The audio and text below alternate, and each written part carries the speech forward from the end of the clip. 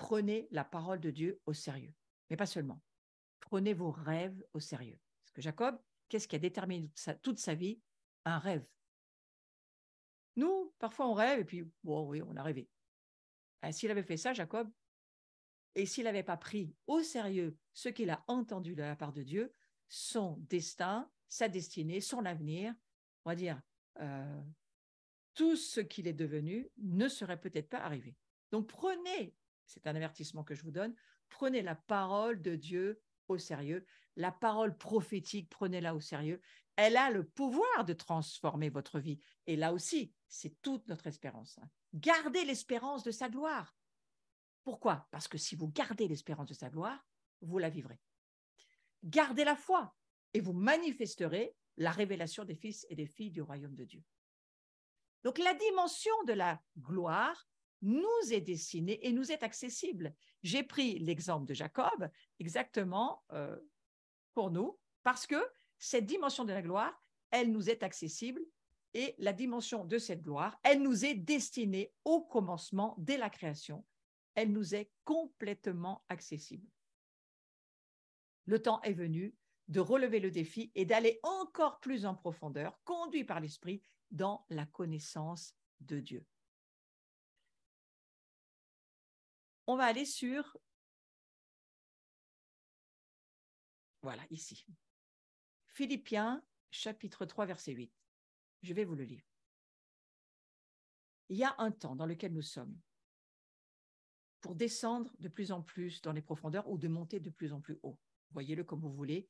Il y a un temps véritablement important pour être conduit par l'Esprit, dans la connaissance de Dieu, dans la découverte de nos capacités. Vous voyez pourquoi il faut garder l'espérance? Parce qu'on a à découvrir nos capacités en tant que fils et filles de Dieu. Et voilà ce que nous dit Philippiens, chapitre 3, verset 8. Et même, je regarde toute chose comme une perte à cause de l'excellence de la connaissance de Jésus-Christ mon Seigneur, pour lequel j'ai renoncé à tout, et je les regarde comme de la boue, afin de gagner Christ et d'être trouvé en lui. Ça, c'est la clé. Non avec ma justice, celle qui vient de la loi, mais avec celle qui s'obtient par la foi en Christ. La justice qui vient de Dieu par la foi, afin de connaître Christ et la puissance de sa résurrection et la communion de ses souffrances, en devenant conforme à lui dans sa mort, pour parvenir, si je puis, à la résurrection d'entre les morts. Donc, vous voyez la dimension de la gloire qui vous était destinée, qui m'était destinée au commencement de la création, elle nous est, elle vous est complètement accessible. Il n'y a plus aucune raison qui nous empêcherait d'apprendre à vivre de plus en plus en elle et par elle. Nous sommes appelés par le Saint-Esprit, par la puissance du Saint-Esprit, un peu comme une Pentecôte en permanence, nous sommes appelés à vivre dans la dimension de la gloire qui nous était destinée. C'est-à-dire que c'est notre avenir, c'est notre espérance, cette gloire. C'est notre destinée à chacun. C'est là où nous avons besoin de fonder notre espérance pour pouvoir la vivre et la prier et la croire et saisir que nous sommes appelés à entrer dedans. Être trouvé en lui, vous voyez ce Philippiens chapitre 3, verset 8, là c'est verset 9, qui nous dit d'être trouvé en lui, non pas avec ma justice, mais celle qui s'obtient par la foi. Vous voyez la foi, combien c'est important, parce que la foi en Christ, elle m'amène à voir que je suis juste, la justice qui vient de Dieu par la foi, elle me permet de connaître Christ, connaître en termes de révélation, connaître Christ, mais pas seulement connaître Christ, connaître la puissance de sa résurrection et la communion à ses souffrances. Donc en devenant conforme à lui dans sa mort. Mais tout cela pour faire quoi? Parce que nous devons vivre et rentrer dans cette fameuse résurrection. Là, il ne s'agit plus de la résurrection de notre esprit, c'est déjà fait, mais il s'agit de la résurrection de notre corps. La résurrection pour l'éternité avec un corps glorifié. La résurrection de notre corps. C'est à cela aussi que nous sommes appelés à avoir de l'espérance. Alors, notre voyage, il commence maintenant. En résumé, on pourrait dire que notre avenir et notre espérance se trouvent dans la restitution de notre sphère de vie initiale. Souvenez-vous, avant la chute, toute la création vivait dans la gloire. La terre est une boule de gloire de Dieu où Dieu avait mis sa présence et Adam et Ève vivaient dans cette atmosphère de gloire. Mais aujourd'hui, c'est bien plus que cela. C'est bien plus que ces dimensions dans lesquelles étaient Adam et Ève. Aujourd'hui, cette gloire, elle vit en nous et nous attendons à ce que même notre corps maintenant rentre dans cette gloire qui nous est promise en Jésus-Christ. Donc l'envoi de Jésus-Christ, ainsi que son abandon de la gloire de Dieu par l'œuvre rédemptrice, c'était très nécessaire, parce qu'il fallait détruire ce fossé entre l'être humain et la gloire céleste de Dieu. Aujourd'hui, nous savons cette échelle dont il est question dans ce Matthieu, que je vais relire encore une fois parce que moi je l'ai lu par plaisir, c'est de Jean, Jean chapitre 1, verset 51. En vérité, vous savez, quand Jésus vous dit 2 fois en vérité, ouvrez vos oreilles, hein, c'est important, vous verrez entouré le désormais. Ça veut dire maintenant. Maintenant, vous allez voir le ciel ouvert. Vous allez voir les anges monter et descendre sur le Fils de l'homme. Vous allez voir que cette porte, ce portail qui est Jésus aujourd'hui, rentre et sort tout un monde qui communique et qui commence à se retrouver en union avec, en lui, par lui, pour lui. Toutes choses ont été créées en Jésus-Christ. Donc, c'est cette union par Christ en Christ que nous vivons, que nous découvrons et que nous avons besoin, pas seulement de voir, mais de vivre par la foi. Donc, le plein évangile, ce n'est pas seulement le rétablissement de notre justice. Ce n'est pas seulement le rétablissement de notre liberté. C'est bien plus que ça.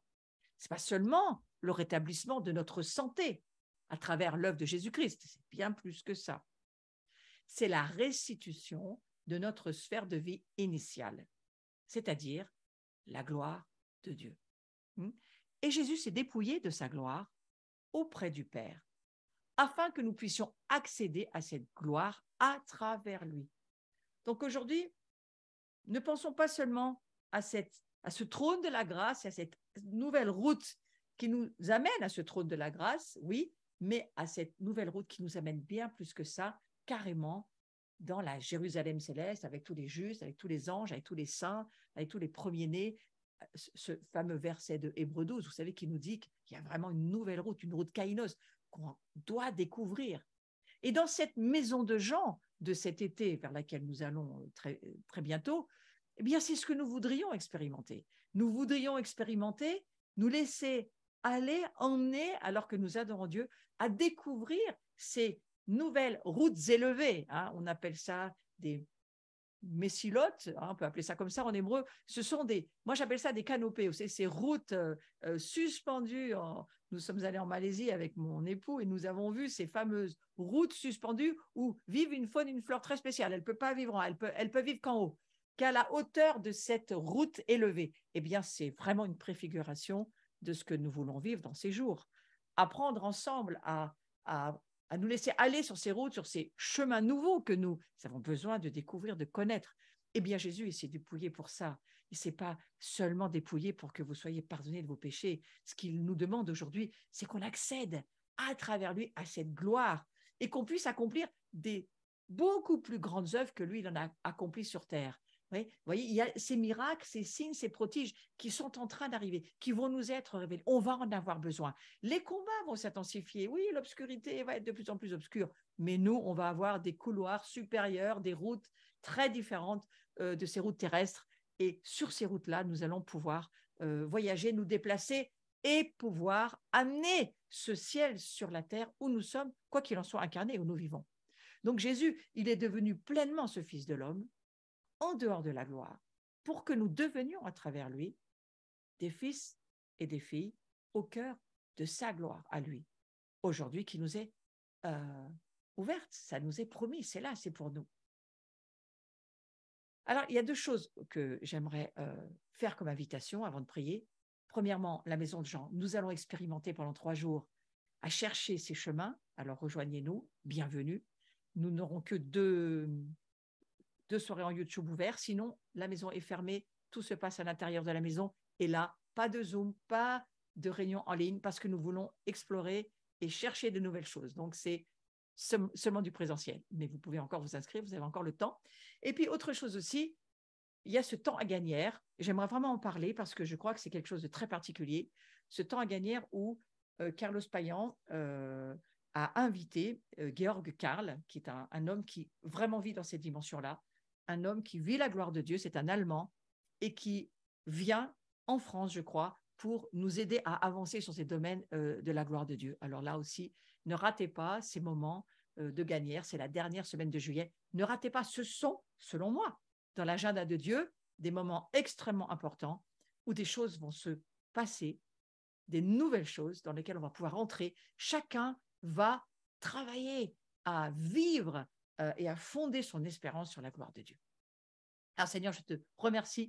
Je vais clôturer donc ce cours maintenant en priant et nous nous retrouverons pour le 7 septembre à la rentrée. Je vous reparlerai d'un Zoom que nous ferons ensemble, mais en attendant, nous allons prier sur ce mystère de l'espérance. Ici, vous avez donc l'information que je vous ai donnée pour Cévennes, tout est possible, mais c'est vraiment avec cette dimension de la gloire de Dieu et de rentrer encore plus dans cette révélation impressionnante. Et puis, peut-être tu peux nous mettre la maison de Jean, que nous commençons là, la semaine prochaine, où nous allons vraiment, enfin, vous trouvez ça sur notre site, Brie, hein, nous le passons depuis beaucoup de mois maintenant. Rejoignez-nous et vraiment, nous remercions le Seigneur parce que tout cela, moi, je le mets sur le domaine de l'abondance de la grâce de Dieu. Ouais. Nous sommes rendus justes et maintenant nous avons droit à l'abondance de la grâce. Et l'abondance de la grâce, eh bien, c'est la gloire, la grâce qui a fleuri, la grâce qui s'épanouit, la grâce qui devient du fruit. Eh bien, ça, c'est la gloire de Dieu, frères et sœurs.